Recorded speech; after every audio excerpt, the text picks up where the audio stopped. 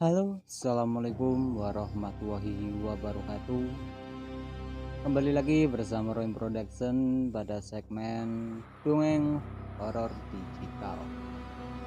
Untuk kali ini sebuah cerita dan kisah yang akan saya sampaikan berjudul Desa Genderuwo. Sebelum lanjut, pastikan kalian tidak sendirian dan jangan lupa like video ini dan subscribe agar tidak ketinggalan video terbaru dan cerita terbaru setiap hari di channel ini. Seperti apa kisahnya? Langsung saja kita masuk ke ceritanya. Siapkan juga kopi dan minuman untuk menemani cerita kali ini. Malam yang tenang terasa begitu mencekam setelah kematian Bunga dan Mbok Yatmi. Aku menatap dari sisi jendela sepasang kuburan yang di dalamnya terdapat jasad anak perempuan yang mati karena pertukaran yang dilakukan orang tuanya. Setelah serangkaian kejadian kemarin, Pak Plekun meninggalkan rumah untuk sebuah urusan. Aku menebak kemana Pak Plek pergi pasti ada hubungannya dengan perjanjian ini. Aku pun menghabiskan malam ini di teras sembari berpikir, bagaimana caraku untuk keluar dari situasi ini? Sepertinya aku tidak bisa pergi begitu saja. Dan Bayu, apa aku akan membiarkan bernasib sama seperti Bunga? Di tengah kebingunganku, tiba-tiba aku tersandar. Ada seseorang yang menatapku dari kejauhan. Seorang nenek berbaju kebaya lusuh dan kain jarik memandangiku di salah satu sudut jalan. Aku tahu nenek itu adalah nenek yang kulihat saat menyaksikan bagaimana kematian Pak Kasto di tangan makhluk bernama Genderuwo di pohon belakang rumahnya. Nenek itu tidak berbicara apapun, namun tatapan matanya seolah memberi isyarat agar aku menemuinya. Aku menoleh sebentar ke dalam rumah dan mendapati Bule sedang sibuk menemani Bayu. Merasa keadaan cukup aman, aku pun membuka pagar dengan hati-hati dan menemukan nenek itu. "Tutno aku, ikuti aku," ucap nenek itu singkat. Aku pun mengikuti perintahnya sembari beberapa kali menoleh ke rumah dengan penasaran dan perasaan yang sangat cemas. Namun ternyata nenek itu hanya membawaku ke sebuah pohon yang cukup tersembunyi dari pandangan warga yang jaraknya tidak jauh dari rumah. "Kowe dudu warga desa iki. Mungkin kowe iso slamet. Kamu bukan warga desa ini, mungkin kamu bisa selamat." Nenek itu berbicara sembari mengambil posisi duduk yang nyaman di salah satu batu besar yang berada di kebun itu. "Selamat gimana, Mbah? Memangnya ini tentang apa?" tanyaku. "Perang santet wis arep teko. Setelah kejadian kemarin akan banyak orang yang menyerang keluarga Kartosuwito dan Pak Klemu juga akan membalas itu semua," jelas nenek itu. "Kinan nggak ngerti, Mbah, sebenarnya ada apa dengan Pak Klek sampai terjadi hal seperti ini?" tanyaku. Nenek itu menghela nafas. Ia menatap mataku seolah ingin menceritakan sesuatu.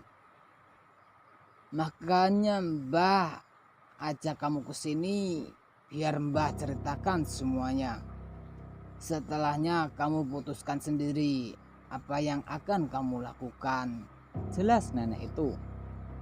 Nenek itu memberikan sebuah sobekan koran tua ya dengan kalimat yang membuatku mengerik dahi.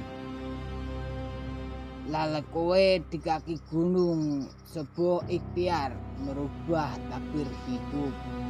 Srokro Kartosuwito Pak Lemu iku dulu memiliki nasib yang mengenaskan," ucap nenek itu. Menurut nenek itu, dulu Pak Lek tinggal ke sini tanpa tahu apa-apa tentang latar dari desa Jumon ini. Ia tidak mengetahui tentang keluarga-keluarga besar yang menguasai desa. Ia bekerja di peternakan milik keluarga Saswito sebagai buruh dan tinggal di tempat yang mereka sediakan. Selama bekerja merintis hidup, Pak Le jatuh cinta dengan seorang pedagang jamu bernama Ratini, hingga mereka pun menjalin sebuah hubungan. Namun Ratini yang juga dikagumi banyak pria ternyata juga disenangi Pak Gito, anak dari Saswito, bos dari Pak Le. Wis to Cokro culke wae Ratini, timbang kowe urusan karo Gito. Sudahlah Cokro, lepasin saja Ratini daripada kamu urusan sama Gito. Teman Pak Le sempat meringatkan Pak Le-mu. Ora bakal Ratini iki tresnone mbek aku. Ora urusan karo Gito. Enggak akan Ratini itu cintanya sama aku. Enggak urusan sama Gito. Pak Las Pak Le yakin. Mengetahui ada hubungan antara Ratini dan Pak Le, akhirnya Gito mengumpulkan orang-orang yang berniat jahat pada Pak Le. Pak Le diperlakukan dengan semena-mena, mulai dari yang biasa seperti dipekerjakan hingga malam, tidak sebagian jatah makan, hingga dipukuli oleh teman-teman kerjanya atas perintah Gito. Pak Le masih mencoba bertahan hingga ia bisa mendapat pekerjaan lain. Namun hal itu sulit karena juragan-juragan lain mengetahui niat Gito dan tidak mau mencarikan masalah dengan keluarga Saswito. Pak Le masih berdiri tegar di hadapan Gito dan bertahan karena yakin Ratini masih setia dan memilih Pak Le. Sampai suatu ketika suatu terjadi, Ratini mengajak Pak Le untuk bertemu di rumahnya. Pak Le yang sudah berdandan dengan klinis bersemangat untuk menemui Ratini. Tapi saat sampai di rumahnya, ia melihat ada yang aneh. Pintu rumah Ratini terbuka dan ada suara dari dalam rumah. Pak Le mendekat ke rumah dan mendapati suara itu berasal dari dalam kamar. Jangan Mas Gito, sebentar lagi Mas Cokro datang. Terdengar suara Ratini dari kamar. Biar dia tahu kalau kamu itu punyaku, suara Gito juga terdengar dari dalam kamar itu. Ratini Pak tercengang saat mengetahui apa yang terjadi di kamar, lalu pun menggedor kamar itu. Mas, itu Cokro, eluh Ratini. Jangan berhenti, dia bukan siapa-siapa. Pak Le geram, ia menggedor pintu itu semakin keras dan mencoba mendobraknya. Pasangan di dalam kamar itu tidak peduli dan terus menikmati perbuatannya saat Pak Le bersiap menendang sekuat tenaga. Tiba-tiba muncul beberapa orang karyawan Gito dari kamar yang lain. Mereka memegangi Gito dan mulai menghajarnya. Buh, jangan ganggu bos Gito, dia sedang bersenang-senang, ucap mereka. Satu persatu pukulan mulai menghantam tubuh Pak Le. Ratini, apa maksudnya ini? Teriak Pak Le geram. Namun yang terjadi, pukulan yang mendarat di tubuhnya semakin banyak hingga ia tak terkulai, tak berdaya. Rih, itu kamar terbuka. Gito muncul dari kamar sembari merapikan sarung yang ia kenakan. Di belakangnya ada Ratini yang hampir tak mengenakan busana dan hanya menutup dirinya dengan kain jarik saja. Gito, brengsek kau, teriak Pak Le. Namun bersamaan dengan itu juga sebuah pukulan kembali mendarat ke tubuh Pak Le. Bodohnya kau, perempuan senikmat ini kau belum pernah kau sentuh, ucap Gito memandang Pak Le dengan rendah. Ratini, apa maksudmu ini? Teriak Pak Le meminta penjelasan dari kekasihnya itu. Gito menjulurkan tangannya pada Ratini dan merintahkan mendekat.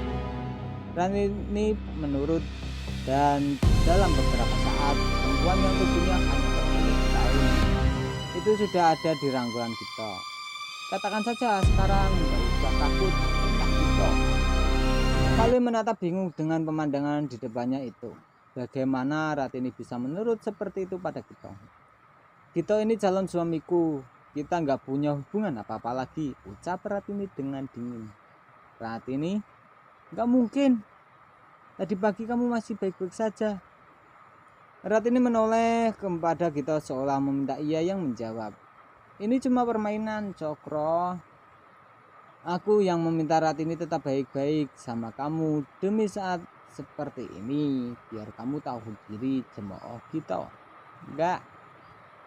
Ayo Rati, kita pergi dari sini. Kita tinggal di desa ini. Kita bisa tinggal di rumah kakak perempuanku. Ajak Pak Le yang memaksa dirinya untuk menarik tangan Ranti. Minggir. Bukannya mengikuti Pak Le, Ratini malah mendorong Pak Le menjauh darinya. Kamu tuh sadar diri, kamu bukan siapa-siapa. Gara-gara Mas Gito yang nyuruh pura-pura ngeladenin kamu. Aku sudah jijik, teriak Rati. Ucapan itu bagaikan petir yang menyambar Pak Le. Pak Le tak mau berkata-kata apa lagi. Ia tak percaya bahwa hubungannya dengan Ratini ternyata hanya permainan busuk dari Gito dan Ratini. Mereka pun mengusir Pak Le dan meneruskan permainan mereka dengan suara keras, mungkin seolah sengaja agar Pak Le mendengar dari luar. Pak Le yang terpuruk merasa dendam. Ia mencari cara untuk membalas perbuatan mereka berdua. Lalu pun pergi meninggalkan desa dan pergi entah kemana selang beberapa tahun. Pak Le kembali ke desa dengan membawa istri, pembantu, dan anak pembantunya. Ia menempatkan tanah dan ditinggali hingga saat ini. Namun saat itu Pak Le sudah berubah drastis. Pak Le bukan lagi pemuda bodoh dan miskin. Kini ia memiliki harta yang membuatnya dipandang oleh warga desa tersebut. Walau begitu, Gito dan Ratini yang sudah menikah dan memiliki anak tidak peduli. Mereka memiliki kekayaan. Pak Le belum sebanding dengan kekayaan keluarga Saswito. Tetapi ada maksud dibalik kembalinya Pak Le. Hanya berselang beberapa minggu setelah kembalinya Pak Le, anak Ratini dan Gito yang baru genap umur 1 tahun mendadak mendapat penyakit aneh. Bagian tubuhnya membusuk secara perlahan. Anak itu terus menangis dengan sedikit demi sedikit kulitnya terus mengelupas. Jelas saja Gito memberikan perawatan terbaik di rumah sakit. Namun bagaimanapun perawatan mereka, anak Gito dan Ratini malah semakin parah. Gito pun memutuskan merawat di rumah dan memanggil dokter-dokter terbaik dari kota. Ia juga mengobati pengobatan lain dan menyadari bahwa penyakit anaknya menderita penyakit kiriman seorang. Namun walaupun mengetahui itu semua, usaha mereka tetap sia-sia. Saat anak Gito dan Ratini sudah di penghujung hayatnya, Pak Le muncul di hadapan mereka berdua dan memberi senyum yang sangat puas. Pak Le tertawa seolah mengakui bahwa sakit yang diterita anak itu adalah perbuatannya. Jangan anak saya mas, dia nggak ngerti apa-apa. Ratini mencoba memohon, namun Gito menariknya, tak sudi melihat istrinya memohon pada Pak Le. Hahaha, tenang saja Ratini. Ini hanya permulaan. Semuanya yang kalian lakukan akan terbalaskan dengan berlipat, ucap Pak Le. Malam itu juga anak Sartini dan Gito meninggal dalam keadaan yang sangat mengenaskan. Bau busuk tercium sangat luar biasa dari jasad sang kecil itu hingga banyak warga yang mundur untuk mengantar penguburannya. Gito tak tinggal diam, dia memberitahu guru spiritual keluarganya untuk membentengi keluarganya. Tapi ia tak sadar bahwa ilmu yang mereka miliki tidak ada apa-apanya dibandingkan apa yang Pak Le miliki. Setelah anaknya kini giliran Ratini. Pada suatu malam, dia masuk ke kamar Ratini dan meminta Ratini untuk melayani dirinya di ranjang. Sebagai seorang istri, Ratini mengiyakan permintaan suaminya. Baru saja mereka selesai berhubungan badan, tiba-tiba ada mobil yang masuk ke rumah. Ratini mengeceknya, ternyata Gito baru saja pulang dari peternakan. Ia menoleh kembali dan mendapati bahwa berselubut dengan bukanlah Gito, melainkan sosok genderuwo yang bertubuh hitam dengan tubuh yang bau busuk yang mengerikan. Ratini pun semakin cemas. Tiap kita mengajak berhubungan ia selalu ketakutan. Terlebih semua itu berujung pada kehamilan Ratini. Ratini pun sadar bahwa anak di kandungannya bukanlah anak dari Gito suaminya. Kehamilannya adalah siksaan. Berkali-kali ia mencoba membunuh janinnya, namun Gito selalu menghalanginya. Ratini takut memberitahu kenyataan tentang janin itu hingga ia menjadi linglung.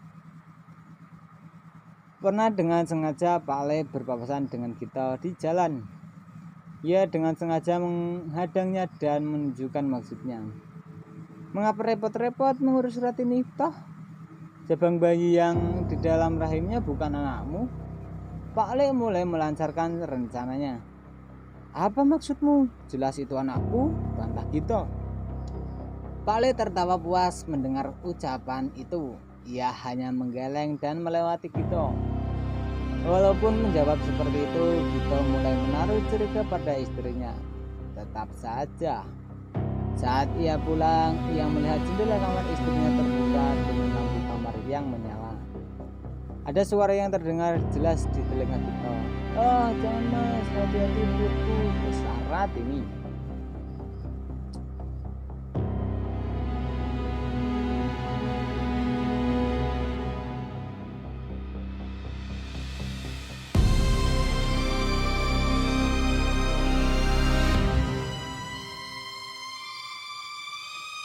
Aku tidak mengerti apa yang terjadi, namun aku menganggap ini adalah kesempatan kami untuk melarikan diri. Bayu, ayo lari, perintahku. Bayu mengikutiku berlari dengan langkah kecilnya. Aku mencoba melihat ke semua rumah di desa. Namun listrik di seluruh desa mati dan tidak ada seorang pun yang terlihat. Suasana langit seperti menjelang subuh, sebuah perasaan yang membuatku benar-benar tidak nyaman. Mbah Kinan, itu. Bayu menuju ke salah satu pohon. Aku menoleh ke arah pohon itu dan sesuatu tertengger di atasnya. Tidak hanya pohon itu, aku memperhatikan bahwa ternyata beberapa rumah di desa ini memiliki pohon-pohon besar dan di pohon-pohon itu terdiam sosok makhluk yang membuatku hampir terjatuh lemas. Genderuwo mbak, itu yang kayak di rumah kita, ucap Bayu dengan suara yang gemetar. Makhluk-makhluk itu pun menyadari keberadaan kami. Mereka meninggalkan pohonnya masing-masing dan menatap kami dengan tatapan seolah siap menerka kami. Aku mengingat salah satu dari makhluk itu. Ia adalah sosok yang mengintip melalui jendela saat Pak Le tengah diserang. Apa itu artinya makhluk-makhluk itu dipelihara oleh warga desa? Aku menarik Bayu untuk segera berlari, namun Bayu terlalu takut hingga kakinya gemetar. Ia hanya menangis dan terus menangis melihat kejadian ini. Bayu naik, perintahku memintanya naik ke punggungku. Sekuat tenaga aku membawa Bayu menjauh dari makhluk-makhluk itu, namun makhluk itu terus melangkah, mendekat, mengejar kami. Aku panik hingga beberapa kali jatuh, namun aku tidak sudi mati dengan cara seperti ini. Sayangnya di ujung jalan sudah berdiri sosok hitam besar dengan wajah yang sangat buas menghadapi kami. Tubuhku lemas. Aku tidak berpikir bagaimana cara untuk keluar dari situasi ini. Makhluk itu pun mendekat dan menggerubungiku dan Bayu terus menangis. Suara geraman itu benar-benar menggigil. Aku menutup mata pasrah dengan apa yang akan terjadi pada kami. Mbak, itu siapa? Aneh, ketakutanku tidak terjadi. Tidak terjadi apapun kepadaku dan Bayu. Aku pun membuka mata dan melihat ke arah yang ditunjuk oleh Bayu. Ada seorang nenek berdiri di hadapan kami. Mbah Dar. Aku heran melihat sosok Mbah Dar di hadapanku. Aku melototi makhluk-makhluk yang mengelilingi kami. Anehnya tidak ada satupun dari mereka yang berani berbuat macam-macam dengan Mbah Dar. Bocah iki kabeh putu-putuku, sapa sing wani nyentuh bocah-bocah iki kudu urusan karo Nyai Ratu. Anak ini semua cucu-cucuku. Siapa yang berani menyentuh anak-anak ini harus berurusan dengan Nyai Ratu. Ucap Badar yang aku sendiri tidak mengetahui maksud perkataannya. Aku menyadari bandul kalung di dadaku terasa hangat. Apa maksud ini semua? Kowe ra apa-apa, Nduk? Kamu gak apa-apa, Nak? Tanya Mbah Dar. Gak apa-apa, Mbah. Aku kok bisa ada di sini? Tanyaku bingung. Mbah Dar mendekat dan mengangkat bandul kalung di dadaku. Selama kamu mengenakan kalung ini, Mbah akan selalu menjaga kamu. Jaga baik-baik ya, ucap Mbah Dar yang segera mundur dan menjauh dari kami. Mbah Dar, Mbah mau kemana? Mbah kalau nggak bisa lama-lama, ada teman Mbah yang akan menjelaskan ke kalian. Mbah berpaling dan menjauh dari kami. Aku ingin mengejarnya, namun ada seseorang yang memanggilku dari belakang. Kinan. Aku pun menoleh dan mendekati nenek yang berbincang denganku sebelumnya sudah berada di belakangku. Mbah, sudah, biarkan dia pergi. Biar aku yang menuntun kalian, ucap nenek itu. Aku pun menoleh sebentar ke arah Mbah Dar. Dia juga menoleh sekilas ke arah nenek itu. Aku titip putu-putuku ya, Pi. Aku titip cucu-cucuku ya, Pi. Setelah Mbah Dar berjalan semakin jauh dan menghilang di hari hadapan kami boleh manggil Eyang Napi, ucap sosok yang ternyata memang terlihat sangat dekat dengan Mbah Dar. Eyang, balasku singkat. Terima kasih buat teman-teman semua yang sudah mendengarkan cerita kali ini. Sebuah cerita Desa Genderuwo dari Street Horror Dioseta. Buat teman-teman semua yang punya cerita-cerita lain atau mungkin pengalaman pribadi, bisa tulis langsung di kolom komentar. Jangan lupa dibantu juga like, komen, dan subscribe agar tidak ketinggalan video terbaru. Kritik, saran, dan komentar kalian di bawah. Terima kasih, sampai jumpa lagi. Assalamualaikum warahmatullahi wabarakatuh.